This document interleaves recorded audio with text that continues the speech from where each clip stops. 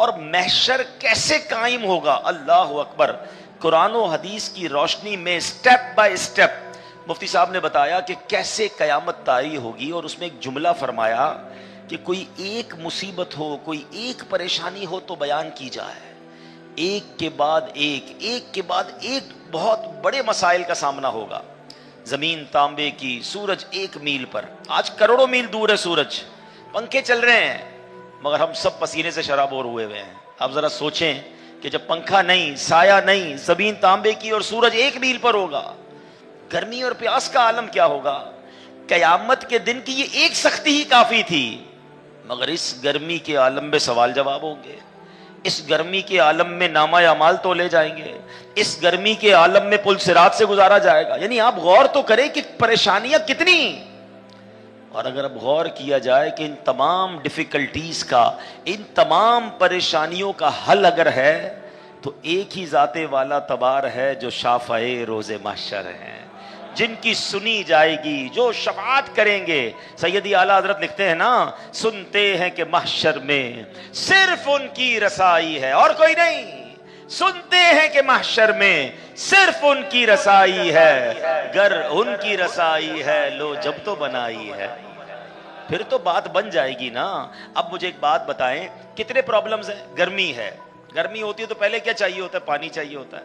پیاس لگتی ہے. اللہ اکبر. اللہ نے اپنے حبیب علیہ السلام کو وہ حوض کوثر عطا کیا کہ ایک بار جو یہ جام پی لے گا اسے پھر کبھی پیاس ہی نہیں لگے گی.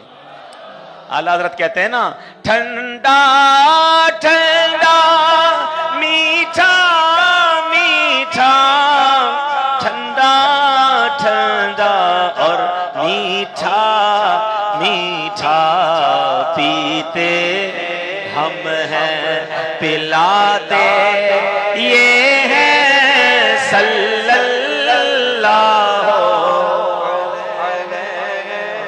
چلے جناب، پیاس کا مسئلہ تو حل ہو گیا ہے. اب نامہ اعمال کھولے جائیں گے، گناہ گاروں کے عیب کھل رہے ہوں گے. میرے آقا کیا کر رہے ہوں گے؟ سبحان اللہ. اپنے کرم سے ہم ہلکوں کا نامہ اعمال تولے جائیں گے نا. ہم تو پہلے ہی پتہ ہے ہلکا ہے نامہ اعمال، گناہ زیادہ نیکیاں کم. مگر میرے آقا کی کرم نوازی کیا ہوگی؟ اپنے کرم سے ہم ہلکوں کا، اپنے کرم سے ہم ہلکوں کا پلہ بھاری بناتے یہ ہے صلی اللہ. گناہ کر کر کے اپنی بات ہم نے خود ہی بگاڑ دی، اپنے کام خود ہی خراب کیے، مگر بات بناتا کون ہے؟ پوچھو میرے رضا سے. اپنی بنی ہم آپ بگاڑے، اپنی بنی ہم آپ بگاڑے، کون بنائے بناتے یہ ہے صلی اللہ. پل صراط سے گزارا جائے گا، تلوار سے زیادہ تیز، بال سے زیادہ باریک. مگر میرے آقا کی شان دیکھیں. میرے آقا اسی پل کے کنارے اللہ کی بارگاہ میں سجدہ ریز ہو کر رب سلم امتی، رب سلم امتی کی صدائیں لگا رہے ہوں گے. تو انشاءاللہ جب آقا وہاں ہوں گے تو پھر گزر جائیں گے. میرے رضا کہتے ہیں، سلم سلم کی ڈھارس سے، سلم سلم کی ڈھارس سے، پل سے پار چلاتے یہ ہے صلی اللہ علیہ وسلم. تو معلوم کیا ہوا کہ بے شک بڑی مشکلیں ہیں، بے شک بڑی پریشانیاں ہیں، مگر ہر پریشانی کا حل جناب رسول اللہ علیہ السلام کے پاس ہے۔ تو اب مجھے بتاؤ نا، جو قیامت کے دن حضور کے پاس ہو گیا، حضور کے قریب ہو گیا، پیاس لگے گی تو جام کوثر مل جائے گا، نامہ اعمال کھلیں گے تو آقا عیب چھپا دیں گے، پل صراط سے گزرنا ہوگا تو حضور انشاءاللہ پل صراط سے پار لگا دیں گے اور شفاعت کر کے اپنے ساتھ جنت میں بھی لے جائیں گے۔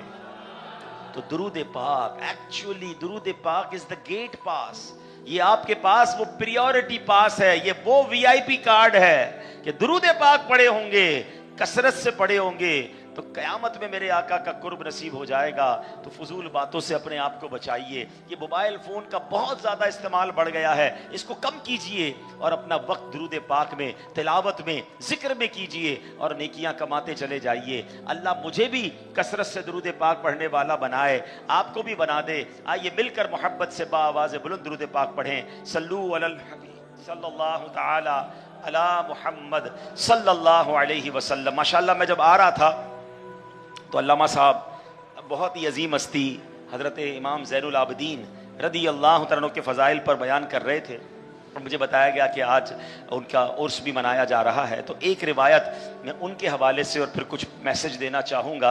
امام زین العابدین کے فضائل تو آپ نے سن لیے، آل رسول ہیں اور کتنی عظیم نسبت انہیں حاصل ہے۔ ان کا تو نام ہی زین العابدین پڑ گیا نا، نام تو کچھ اور تھا، یہ لقب تھا ان کا۔ زین العابدین کا مطلب عابدین کی بھی زینت، عبادت کرنے والوں کے بھی سردار۔ مگر خوف خدا کا عالم پتہ ہے کیا تھا؟ آپ نے ایک بار حج کا احرام باندھا، احرام باندھنے کے بعد لبیک پڑھنا ہوتا ہے۔ تو جب لبیک پڑھنے کی باری آئی تو آپ کے چہرے کا رنگ بدل گیا۔ لوگوں نے کہا حضور لبیک پڑھیے، احرام کے بعد لبیک پڑھنا ضروری ہے۔ فرماتے ہیں مجھے ڈر لگ رہا ہے کہ کہیں میں لبیک کہوں تو سامنے سے لا لبیک نہ کہہ دیا جائے، یعنی یہ نہ کہہ دیا جائے کہ تمہاری لبیک قبول نہیں۔ اور اس پورے سفر میں امام زین العابدین کا یہ حال تھا کہ جب جب لبیک پڑھتے تھے آپ رقت قلبی اور خوف خدا سے بے ہوش ہو جایا کرتے تھے۔ کیا سیکھنے کو ملا؟ اللہ والے نیک ہو کر بھی خوف خدا رکھتے ہیں، ہم گناہ گار ہو کر بھی خوف خدا نہیں رکھتے۔ ہم میں سے کتنے لوگ مکے مدینے گئے؟ کئی لوگ جاتے ہیں، کیا ہماری کوئی ایسی کیفیت بنتی ہے؟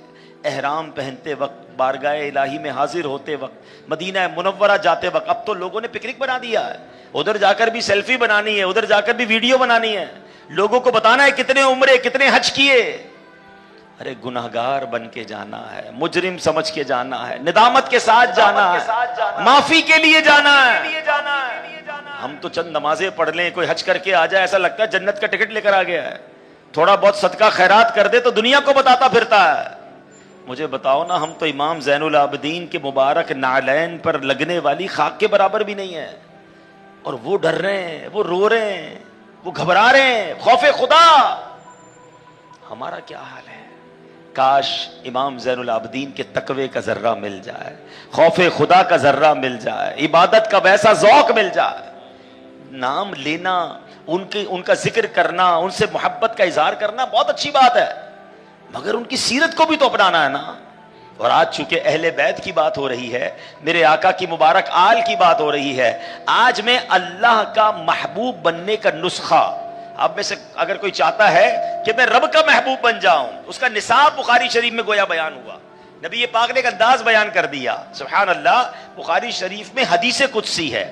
حدیث قدسی کس کو کہتے ہیں؟ کہ زبان الفاظ نبی پاک علیہ السلام کے ہوں مگر یہ فرمان اللہ کریم کا ہو، زبان سے جاری ہو نبی پاک کے، تو حدیث قدسی یعنی رب فرماتا ہے کہ میرا قرب پانے کا سب سے بہترین ذریعہ فرائض کی ادائیگی ہے، یعنی بندہ نمازیں پڑھے، روزے رکھے، ماں باپ کی خدمت کرے، حرام سے اپنے آپ کو بچائے یعنی سودی لین دین نہ کرے، حلال کھائے، حرام کی طرف نظر نہ اٹھائے، یعنی جتنے فرائض ہیں سب پورے کرے۔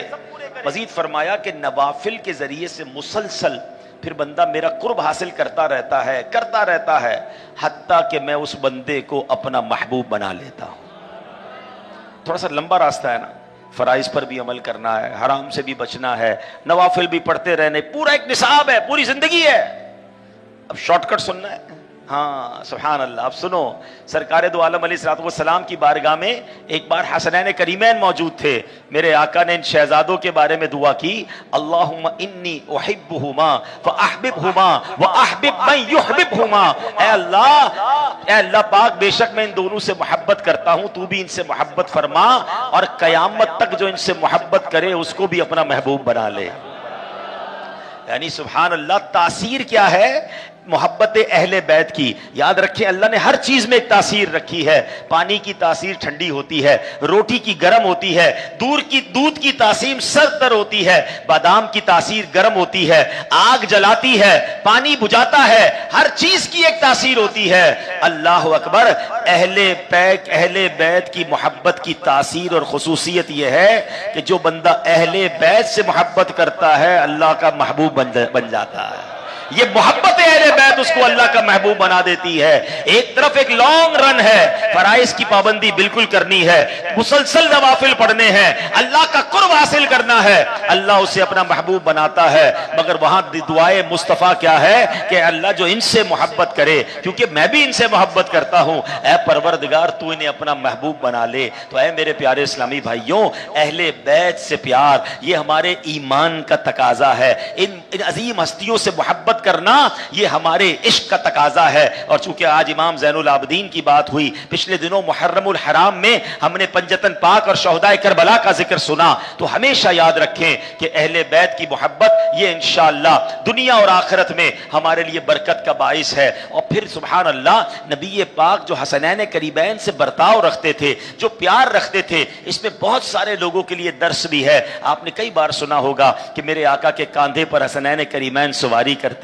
کبھی میرے آقا نماز پڑھ رہے ہوتے, حسنین کریمین میں سے کوئی آ کر کاندھے پر سوار ہو جاتا, نبی پاک نماز میں بھی رعایت فرماتے, اپنا سجدہ طویل فرما دیتے. بلکہ ایک بار تو ایسا ہوا کہ حضرت امام حسین رضی اللہ تعالیٰ عنہ نبی پاک کے ساتھ کھیل رہے ہیں, اپنے نانا جان کے ساتھ کھیل رہے ہیں, سینہ مبارک پر چڑھ گئے. اب بعض اوقات کیا ہوتا ہے, ہم بچوں کو اس لیے بھی قریب نہیں کر رہے ہوتے کہ بچہ کچھ ایسا نہ کر دے کہ کپڑے جناب ہمارے اوپر نیچے ہو جائیں, معاملہ کچھ اور نہ ہو جائے. حسنین کریمین نبی پاک کے پاس ہے, اب بچہ ہوتا ہے, اب وہ ہو گیا جو نہیں کرنا تھا, یا وہ کرنا تھا انہوں نے کر دیا.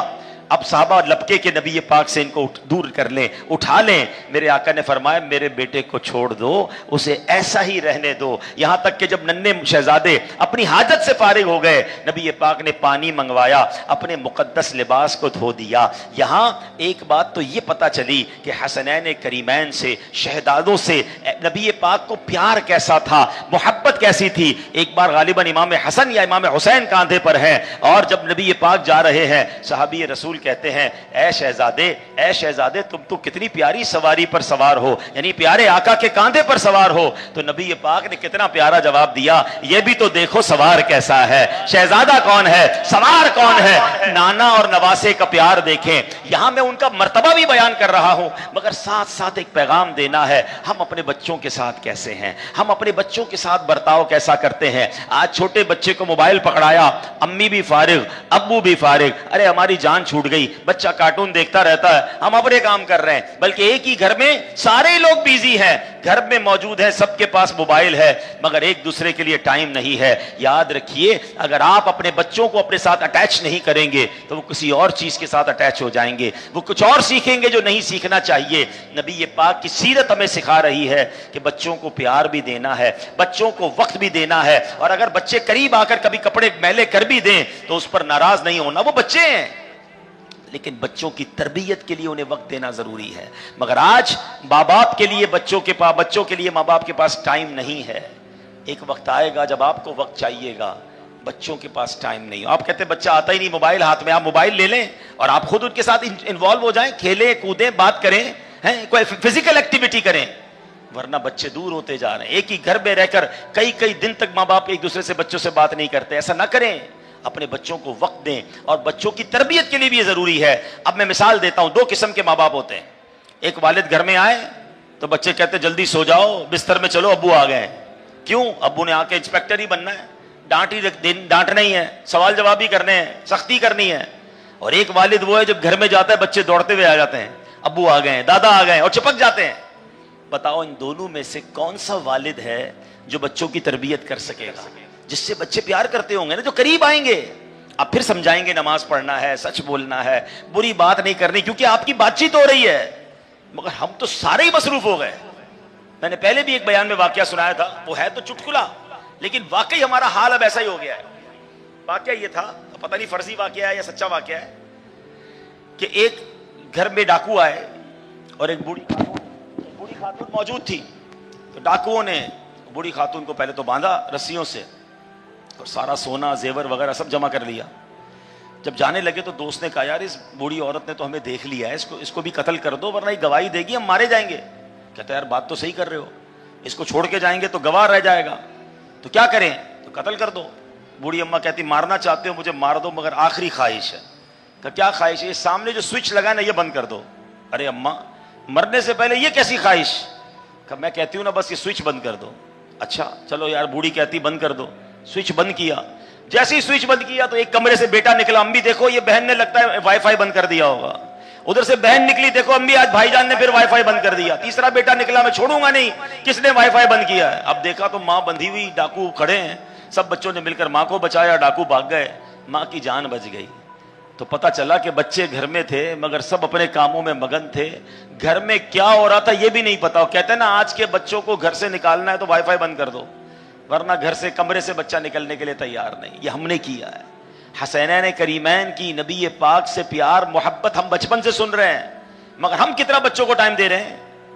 حضرت عمر فاروق رضی اللہ تعالیٰ عنہ گورنر بنایا کرتے تھے۔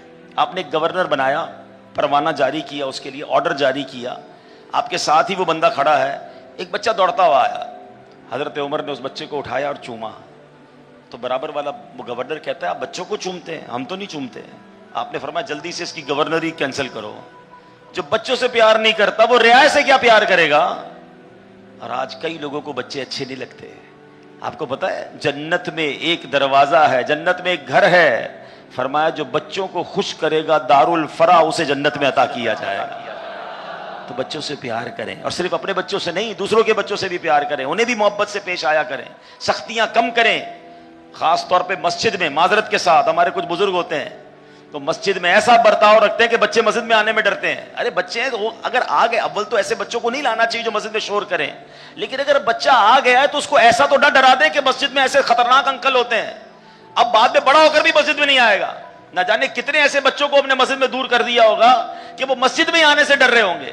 بچہ غلطی کرے تو اس کے والد کو کہیں کہ آپ ذرا آئندہ سمجھا لیں۔ ہم بچے کو ڈانٹ دیتے ہیں، جھڑک دیتے ہیں، ایسا نہ کریں، پیار کرنا سیکھیں، محبت سے بات کرنا سیکھیں، انشاءاللہ اس کی برکتیں ملیں گی۔ بہرحال اہل بیت کی بات ہو رہی ہے، کیسے کیسے لوگوں کو نوازا گیا محبت اہل بیت سے۔ تیمور لنگ، یہ تیموری سلطنت کے بانی اور پہلے حکمران شیخ زین الدین بغدادی فرماتے ہیں کہ تیمور لنگ جب مرض الموت میں ہو گیا، آخری اس کا بیماری کا وقت، موت کا وقت آیا، پھر اس کا انتقال ہو گیا، لیکن انتقال سے پہلے اس کے چہرے پر غم کی وجہ سے چہرہ ڈارک ہو گیا، سیاہ ہو گیا۔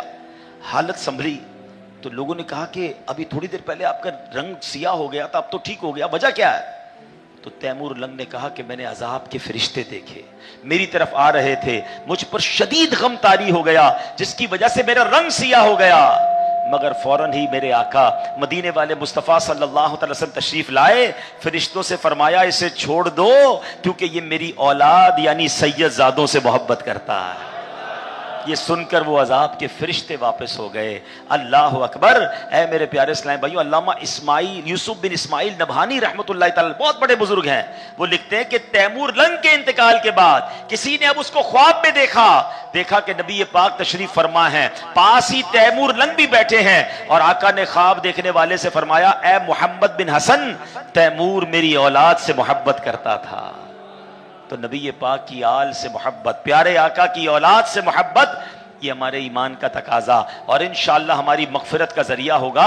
سرکار دو عالم علیہ السلام کی حدیث سنو، آقا فرماتے ہیں لا یؤمن عبد حتی اکون احب الیہ من نفسہ، کوئی بندہ اس وقت تک مومن نہیں ہو سکتا جب تک میں اس کو اس کی جان سے زیادہ پیارا نہ ہو جاؤں۔ وتکون عترتی احب الیہ من عترتہ، اور میری اولاد اس کو اپنی اولاد سے پیاری نہ ہو۔ وذاتی احب الیہ من ذاتہ، اور میری ذات اسے اپنی ذات سے بڑھ کر محبوب نہ ہو۔ ویکون اہلی احب الیہ من اہلہ، اور میرے اہل بیت اسے اپنے گھر والوں سے بڑھ کر پیارے اور محبوب نہ ہو۔ اپنی ذات سے زیادہ محبت کرنی ہے حضور کی ذات سے، اپنے بچوں سے زیادہ پیار کرنا ہے میرے حضور کے بچوں سے. یہ ہمارے مومن ہونے کے لیے ضروری ہے. تو اہل بیت سے محبت. اچھا ایک تو وہ اہل بیت، ہم ان کی خدمت تو نہیں کر سکتے، پنجتن پاک ہیں، میرے آقا کی ازواج مطہرات ہیں، میرے آقا کی گھرانہ ہے، ان سب سے محبت کرنی ہے. مگر آج علماء کہتے ہیں کہ آج جو سید صاحبان ہیں نا، آل رسول ہمارے درمیان ہیں، ان سے پیار کریں، ان کی عزت کریں. اگر مثال کے طور پہ وہ آپ سے عمر میں بڑے ہیں یا بے شک عمر میں چھوٹے ہیں، اور آپ جناب اللہ نے آپ کو کچھ نوازا ہے تو ان کی خدمت کریں. بلکہ ہمارے امیر اہل سنت تو کمال کی بات مدنی مذاکرے میں فرماتے ہیں کہ اپنی آمدنی کا کچھ حصہ 1%، 2%، اللہ نے توفیق دی 5% آل رسول کے لیے وقف کر دیں. کیونکہ اہل بیت تو زکوٰۃ نہیں لے سکتے نا. اب آل رسول زکوٰۃ بھی نہ لیں اور غربت میں بھی جئیں تو ہم اپنی آمدنی کا کچھ حصہ ان کو پیش کریں، اور یہ سوچ کر پیش کریں کہ میں خدمت کر رہا ہوں، میں احسان نہیں کر رہا. ارے ان کے نانا جان کا صدقہ تو مجھے مل رہا ہے. اگر میں ان کے اہل بیت کی خدمت کروں گا، آل رسول کی خدمت کروں گا تو میرے آقا مجھ سے راضی ہو جائیں گے. بلا تمثیل سمجھیے، کوئی بندہ جب بھی آپ کے گھر آئے آپ کے بچوں کے لیے تحفہ لائے، کوئی بندہ جب بھی آپ کے گھر آئے آپ کے بچوں سے پیار کرے، آپ کے بچوں کا خیال رکھے، آپ کا وہ دوست کتنا اچھا لگے گا کہ یار جب آتا ہے میرے بچوں کا خیال رکھتا ہے، بچوں کو تحفہ دیتا ہے. سبحان اللہ، جو میرے بچوں سے پیار کرے وہ مجھے اچھا لگتا ہے. جو حضور کے بچوں سے پیار کرے حضور کیوں نہ کرم فرمائیں گے. اعلی حضرت کہتے ہیں نا، تیری نسل پاک میں ہے بچہ بچہ نور کا، تیری نسل پاک میں ہے بچہ بچہ نور کا، تو ہے عین نور، تیرا سب گھرانہ نور کا. اب یہاں ایک بات ضرور سمجھنی ہے، اہل بیت سے پیار بھی کرنا ہے، اہل بیت سے محبت بھی کرنی ہے. اور محبت کا ایک تقاضا یہ بھی ہے کہ اہل بیت کے نقش قدم پر چلنا ہے. ہم امام حسین سے محبت تو بڑی کرتے ہیں مگر وہ کربلا میں نمازیں نہ چھوڑیں، ہم اپنے بیڈ روم میں نمازیں چھوڑ دیں، وہ کربلا میں تلاوت نہ چھوڑیں. اور ہم میں سے کئیوں کو قرآن پڑھنا ہی نہ آئے، ہم کھچڑا تو شوق سے بنائیں اور جناب پورے محلے کو کھلائیں. میں نہیں کہتا نیاز نہ کرو، ضرور کرو، ہم نیازی ہیں مگر اس سے پہلے نمازی بنیں. اب امام حسین کے نقش قدم پر چلیں، جن سے محبت ہے ان کے فٹ اسٹیپ کو فالو کریں.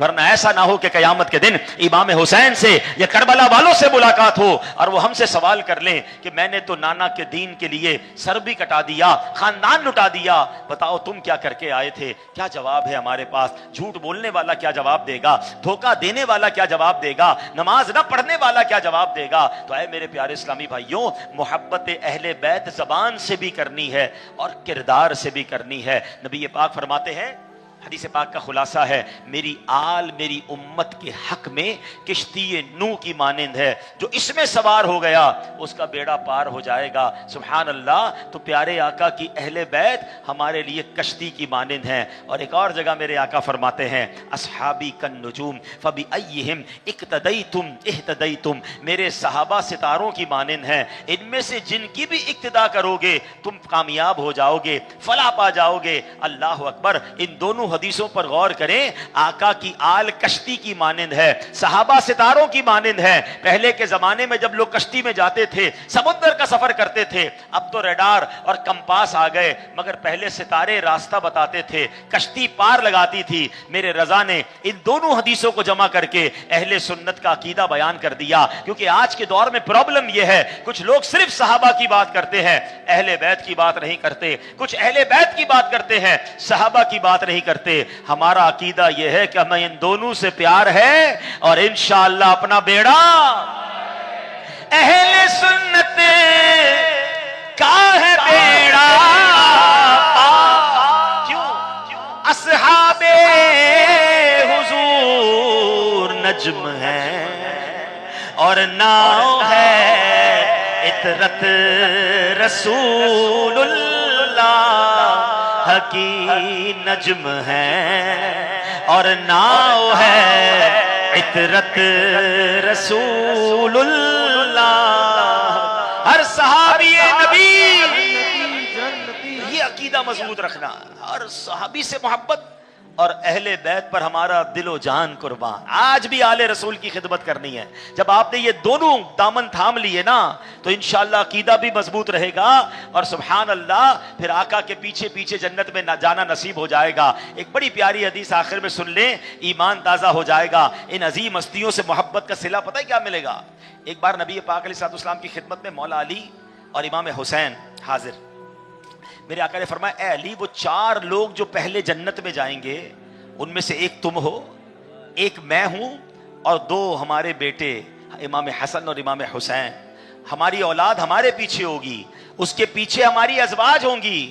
حضرت علی نے کیا کمال کا سوال کیا, دیکھو مولا علی کو ہم سے کتنا پیار ہے. مولا علی عرض کرتے ہیں یا رسول اللہ, ہمارا گروہ یعنی ہم سے محبت کرنے والے کہاں ہوں گے؟ فرمایا تمہارا گروہ تمہارے پیچھے پیچھے جنت میں جائے گا. باغ جنت میں محمد مسکراتے جائیں گے, پھول رحمت کے جھڑیں گے, ہم اٹھاتے جائیں گے, اور خلد میں ہوگا ہمارا داخلہ اس شان سے یا رسول اللہ کا نعرہ لگاتے جائیں گے انشاءاللہ. یا علی, کیا بات, یا رسول اللہ. پاک ہمیں, اللہ کریم ہمیں صحابہ اور اہل بیت کی محبت پر قائم رکھے, ان کے نقش قدم پر چلنے والا بنائے. الحمدللہ دعوت اسلامی کے محبت میں ہمیں ہمارا عقیدہ بھی درست کر, دعوت اسلامی کے ماحول میں ہمارا عقیدہ بھی درست کروایا جاتا ہے. صحابہ اہل بیت کی, اولیاء کرام کی, حضور پاک کی محبت کے جام بھر بھر کر پلائے جاتے ہیں. دنیا اور آخرت کی بہتری کرنے کا درس دیا جاتا ہے. تو برائے کرم اس ماحول سے وابستہ رہیں. ہفتہ وار اجتماع کورنگی نمبر 4 رضا مسجد میں ہوتا ہے, ہر جمعرات وہاں آیا کریں جب جب موقع ملے. فیضان مدینہ مدنی مذاکرے میں, ورنہ مدنی چینل دیکھتے رہا کریں. اللہ پاک ہمیں عمل کی